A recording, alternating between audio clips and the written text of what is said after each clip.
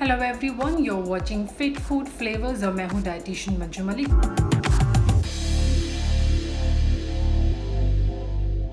So know your ingredient के आज के एपिसोड में हम बात करेंगे मूंग दाल के बारे में। तो मूंग दाल को जब भी आप डाइट के अंदर इंक्लूड करते हैं तो इन मिस्टेक से बचें, बिकॉज मूंग दाल के अंदर होते हैं बहुत सारे न्यूट्रिएंट्स। अगर आप इन्हें ठीक से नहीं खाएंगे, अगर आप इन्हें ठीक से डाइजेस्ट नहीं करेंगे, इनके न्यूट्रिएंट्स को यूटिलाइज नहीं करेंगे तो इट्स टोटल वेस्ट। तो कौन कौन सी मिस्टेक्स हम लोग करते हैं व्हेन वी आर ईटिंग मूंग दाल, उसी पर है ये पूरा वीडियो। सबसे इंपॉर्टेंट चीज और सबसे बेसिक चीज है, जब भी आप मूंग दाल को कुक करें, स्पेशली होल मूंग दाल को, तो उसे आप सोक करना ना भूलें। आप इसे सोक कर सकते हैं मिनिमम 3 आवर्स के लिए और मैक्सिमम ओवरनाइट। आप जो स्प्लिट मूंग दाल होती है उससे भी सोक करके ही यूज करें। तो सोकिंग से बहुत सारी चीजें होती है। सबसे पहली जो चीज होती है वो ये कि इसके अंदर जो फाइबर होता है वो ओपन अप हो जाता है, हमारी बॉडी जो होती है उसे इजीली डाइजेस्ट कर सकती है उसकी वजह से। नंबर 2 जो चीज होती है वो ये कि दालों के अंदर, स्पेशली होल ग्रेन के अंदर, कुछ ऐसे एंटी न्यूट्रिएंट्स होते हैं जो हमें नहीं चाहिए होते हैं, जो हमारे लिए थोड़े से हानिकारक हो सकते हैं। सोकिंग से वो एंटी न्यूट्रिएंट्स खत्म हो जाते हैं, इसीलिए जरूरी है कि जिस पानी में इन्हें सोक किया गया है वो पानी आप यूज ना करें। इसके अलावा ये सॉफ्ट होके इनका अब्जॉर्प्शन, इनका डाइजेशन हमारी बॉडी पर ओवरऑल बहुत ही आसान हो जाता है। इनकी न्यूट्रिएंट्स की अवेलेबिलिटी भी इंक्रीज हो जाती है।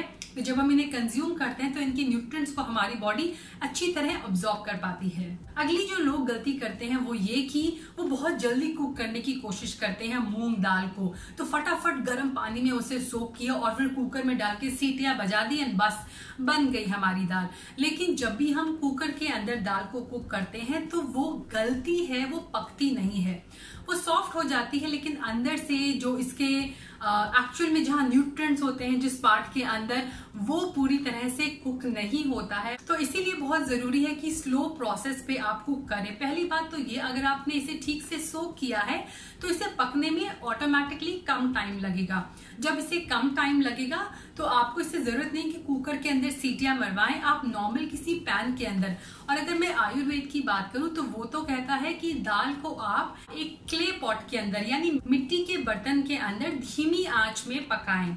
मिट्टी का जो बर्तन होता है, अगर वैसे भी तेज आंच पे आप उसे गैस पर रखेंगे तो उसमें क्रैक्स आ जाते हैं, तो वैसे भी उसे हमेशा स्लो हीट पर ही रखकर कुकिंग करनी चाहिए और दाल को पकाने का ये सबसे अच्छा तरीका है। इसके अलावा एल्यूमिनियम में भी कुक करने से अवॉइड करें, उससे बचें। नॉन स्टिक पैन में अपनी दाल को कुक करने से बचें। हो सके तो स्टील पैन का इस्तेमाल करें, हो सके तो आप मिट्टी के बर्तन का इस्तेमाल करें। हमेशा जब आप इसे इस तरह खुले बर्तन में पका रहे हो तो ढककर पकाएं। कई बार क्या होता है, जब दाल पक रही होती है तो वो ओवरफ्लो होती है, तो ऐसे में ढक्कन को हम नहीं लगाते हैं। बट एक बार जब दाल में उफान आ जाता है और आप उसे बिल्कुल सिम पे कर देते हैं, तब उसके अंदर ओवरफ्लोइंग के चांसेस कम होते हैं। उस टाइम पे आप इसे ढक्कन लगाकर ही पकाएं। अगली जो चीज है वो ये कि अगर आपको और ज्यादा न्यूट्रिएंट्स चाहिए इस दाल से, अगर आप चाहते हैं कि मूंग दाल की जो न्यूट्रिएंट्स हैं वो और भी ज्यादा आपको मिले, वो उसके अंदर भी बढ़ जाए, तो उसका सबसे आसान तरीका है कि आप उसे स्प्राउट करें, जर्मिनेट करें। स्प्राउटिंग से क्या होता है, साइंस प्रूव कर चुका है कि किसी भी ग्रेन को जब आप स्प्राउट करते हैं तो उसके अंदर 30 to 40% न्यूट्रिएंट्स इंक्रीज हो जाते हैं। मूंग दाल के अंदर आयरन का कंटेंट, बी कॉम्प्लेक्स विटामिन के कंटेंट, कैल्शियम का कंटेंट मल्टीफोल्ड बढ़ जाता है। न्यूट्रिशन के बढ़ने के अलावा एक और स्पेशल चीज होती है कि जब भी हमारा ग्रेन दोबारा से स्प्राउट होने लगता है तो उसके अंदर लाइव आ जाती है। और हमेशा आयुर्वेद में कहा जाता है कि जो भी प्लांट आप लिविंग फॉर्म में खाते हैं वो ज्यादा हेल्दी रहता है देन डेड प्लांट। लेकिन अगर इसको स्प्राउट करेंगे तो इसमें फिर से जान आ जाएगी और आप उसे जब कंज्यूम करेंगे तो वो आपकी बॉडी उसे ज्यादा अच्छी तरह एक्सेप्ट करेगी। लेकिन हाँ, कई लोगों को ज्यादा स्प्राउट कंज्यूम करने से बॉडी के अंदर एसिडिटी या ब्लोटिंग की प्रॉब्लम होती है। ऐसे में स्प्राउट्स को भी अगर आप हल्का सा स्टीम कर लेंगे या सौते कर लेंगे तो आपके लिए अच्छा रहेगा। थोड़े न्यूट्रिएंट कम होंगे लेकिन इनडाइजेशन की प्रॉब्लम से आप बच जाएंगे, उसकी डाइजेस्टिबिलिटी इंक्रीज हो जाएगी। स्पेशली जिन लोगों का डाइजेस्टिव सिस्टम वीक है उन्हें इस तरह से दाल को खाने में अवॉइड करना चाहिए, यानी स्प्राउट्स को एज इट इज खाना, रॉ खाना, उन्हें स्प्राउट्स को हल्का सा कुक करके ही कंज्यूम करना चाहिए। अगला है, हमारी मूंग दाल के अंदर प्रोटीन काफी अच्छा होता है, लेकिन ये जो प्रोटीन है वो इनकम्प्लीट है, यानी इसके अंदर सारे के सारे असेंशियल अमाइनो एसिड्स नहीं हैं जो एक प्रोटीन को अच्छी क्वालिटी का प्रोटीन बनाता है। ऐसे में इसकी क्वालिटी को इंक्रीज करने के लिए always mix moong dal with a grain. आप जब भी इसे ग्रेन के साथ मिक्स करेंगे तो ऐसे में मैं इसका एक चार्ट सजेस्ट करती हूँ कि आप स्प्राउट्स का जब भी चाट बनाएं या सैलेड बनाएं तो उसके अंदर जो रोस्टेड चना दाल होती है आप वो ऐड कर सकते हैं। इसके अलावा आप ओट्स के साथ इसे बना सकते हैं। आप मुरमुरा जो होता है राइस का, उसके साथ इसका एक हल्का सा चाट बना सकते हैं। आप आमतौर पर भी जब खाते हैं तो मेक श्योर कि थोड़ा सा ग्रेन इसके साथ ऐड करें ताकि आपको कंप्लीट प्रोटीन मिले। अगली जो चीज है ये कि यस, दाल जो होती है वो आयरन में काफी रिच होती है, कैल्शियम में काफी रिच होती हैं, लेकिन उनके अब्जॉर्प्शन को इंक्रीज करने के लिए आप इनके अंदर कोई ऐसी चीज अगर ऐड करेंगे जिसमें विटामिन सी होता है तो इसका अब्जॉर्प्शन बढ़ जाएगा। यानी अगर आप मूंग दाल ले रहे हैं, राइस ले रहे हैं, उसके साथ आप थोड़ा सा नींबू का रस ऐड कर दें तो स्वाद तो बढ़ेगा ही, उसके अंदर जो आयरन है, कैल्शियम है, आपकी बॉडी उसे अच्छी तरह अब्जॉर्ब करेगी। विटामिन सी प्रोटीन के अब्जॉर्प्शन में भी हेल्प करता है, तो make sure you do this. आप इसके अलावा टमाटो को ऐड कर सकते हैं, आप चाहें तो कैप्सिकम के अंदर बहुत अच्छी मात्रा में विटामिन सी होता है तो आप उसे भी ऐड कर सकते हैं। नेक्स्ट इज कि अपनी दाल में जब आप तड़का लगाते हैं तो उसके पीछे भी राज है।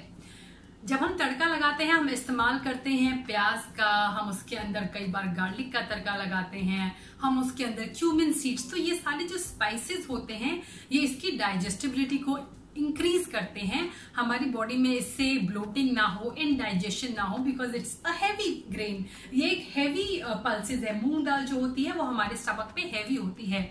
ऐसे में तड़के का अपना एक महत्व है, तो तड़का लगाएं इसके अंदर। जब आप दाल बना रहे हैं देसी घी उसके अंदर ऐड करें, क्योंकि घी जो होता है वो भी न्यूट्रिएंट्स के एब्जॉर्प्शन में हेल्प करता है। इसके अलावा वो हमारे सिस्टम को लुब्रिकेट करता है, यानी जो हमने फाइबर खाया है इसके जरिए जो हमने न्यूट्रिएंट्स खाए हैं उनकी मूवमेंट हमारे सिस्टम के अंदर इजी रहे।